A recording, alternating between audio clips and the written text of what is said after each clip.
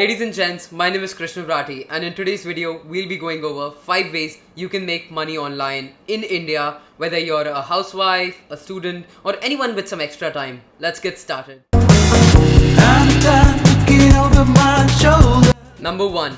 Freelancing. If recent trends are anything to go by, the future of freelancing in India looks nice. Around 20 to 30% of professionals in developed market are engaged in freelancing. And in India, this industry is expected to grow anywhere from $20 to $30 billion by 2025. So it's clear why we should be a part of it. Now the best part about freelance industry is your education, where you live, तुम्हारे 10th or 12th के marks, तुम्हारे कितने बच्चे हैं, किसी को फर्क नहीं पड़ता. What matters is your skill.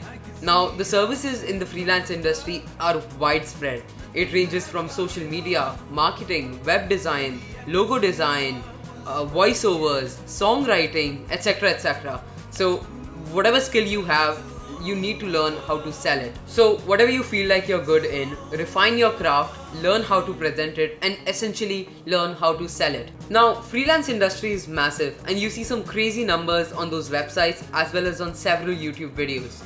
But what I would recommend is to start small, maybe with $5 to $10, and then essentially scale up 10, 15, 20. So what happens during this scale is you get a lot of customer reviews. Mostly 5-star reviews are very important on freelance websites. That's something which I have seen. So try to get a lot of positive reviews and feedback on your work when you're working at cheap cost. And once you have a lot of customer reviews, testimonials on the back of your hand, you can essentially scale and charge more for your services. And yeah, starting out feels like a pain. With the amount of saturation on these freelance websites, you really need to be very unique with your services and be essentially very persistent and just continue. You just can't let go.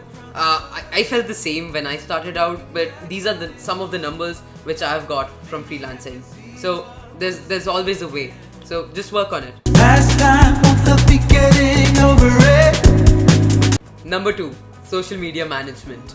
Now, with the massive influence of social media and the exponential growth of businesses and all the new businesses opening up each and every day, specifically online businesses now than ever really need to stay in touch with their buyers, their customers, their even ideal customers.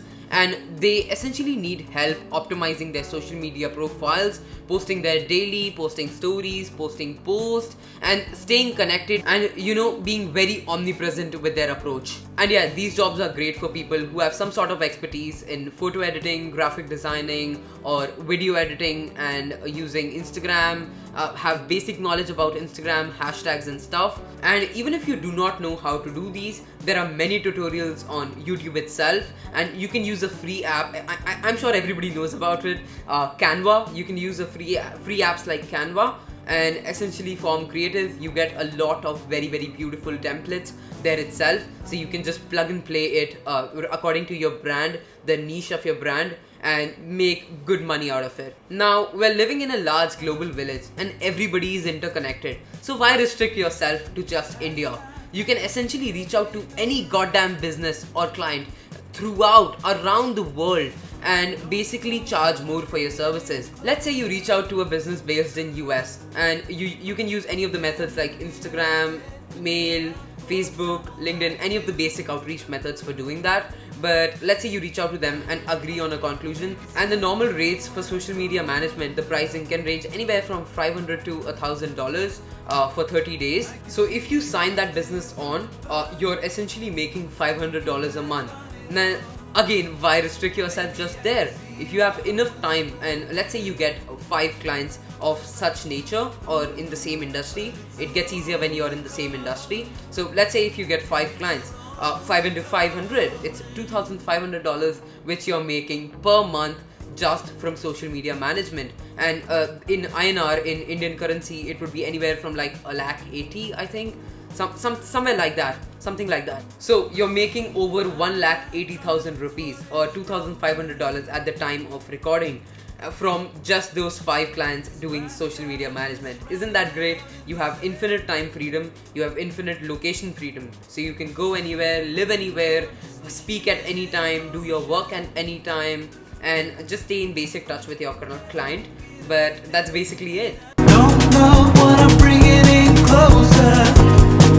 Number 3, sell a video course. Now, just like freelancing, this is another great way to monetize your skills. Now, if you're good at something or you have been doing it for quite a while now, I think it's another great income source for you. The course does not have to be in English. It can be in your regional language, it can be in Hindi, Telugu, Tamil, any of the languages which you traditionally speak and your regional community speaks, and essentially market your course to them. So let's say a random topic, bakery. Now again, the topics to choose from are very varied, and you can essentially choose anything you feel like you're comfortable doing. For example, it could be cooking, baking, Instagram. I'm pretty good at Instagram. I've run several theme pages in the past and I've grown them to multiple 5-figure numbers in terms of followers. So I feel like I'm pretty qualified in terms of that, and what I can do is essentially record quick videos like this one and put them on any of the course platforms. Some of the examples are right here, and basically just market my course and sell it for a good price. Yeah, I'm looking out for someone. Number 4, sell photographs and digital arts. Now the numbers here are genuinely crazy.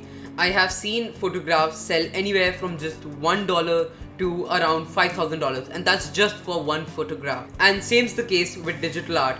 If you're anywhere updated about what's going on in the world with blockchain, NFTs and stuff, digital arts are selling for crazy numbers, somewhere like 6 and 7 figure numbers. So that's definitely an industry you can look out to if you are really good in it. I am not much into digital arts or photography, so I'm not aware of what works and what does not, but I'm definitely sure and I definitely know how well this industry works for some of the people I know. So if you're an artist or a great photographer, I genuinely recommend you to test out these. Number 5, last but not the least, online teaching and tutoring. So with everything going on around the world, education has moved from offline to online. So technically, if I want, I can study from any goddamn teacher around the world. So for example, if I want to study economics, I can study it from one of the best teachers of economics. He doesn't have to be in my same city, he doesn't have to be in my country, he doesn't have to be in my continent even. He could be somewhere in US teaching his students online, and I can join the class. Now this is something I feel like everybody can do. If you have gone to college or even school and you have great basic knowledge or great concepts, if you are well aware of your concepts, I think monetizing your education in the meantime will be a great option. And even teenagers, if you're anyone who's in 9th, 10th, 11th or 12th, you can teach anyone in lower classes. Minded you have great concepts, a great grab on your concepts, you can teach anyone from lower classes. Even housewives can do this, and essentially make it another source of passive income of yours, and sometimes even main incomes if you can grab large attention of large number of students and make an online, essentially an online tutoring center. But yes, I want to repeat this again. Please teach only when you know what you're teaching very well. So what I see is a lot of people, without knowing the concepts, they just read the book one day before and then come on and just teach the same thing to the students. What I feel like, education is a very important industry, and it essentially shapes the life of anyone younger to you who you're teaching. So make sure you're teaching the right things, and that's basically it. So if you have some great grab on your concepts, formulas, if you're great in maths, I'm not that great in maths, but if you're great in mathematics, that's something a lot of students need help with. So if you can be a factor of ease to them, it's a win-win for both the cases. And with teaching industry, yes, there's a lot of money.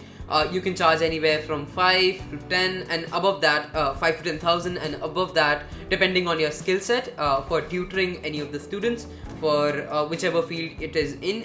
You'll have to research what's the average rates of tutors in your specific school of study.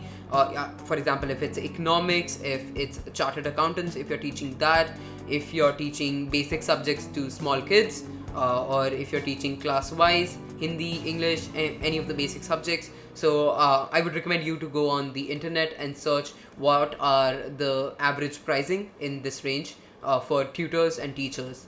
And when I say this, I genuinely mean it and have experienced it. When you provide quality value, you are paid quality money. And this brings us to the end of the video. If you enjoyed it, if I could add any whatsoever value to your life, please leave a like below.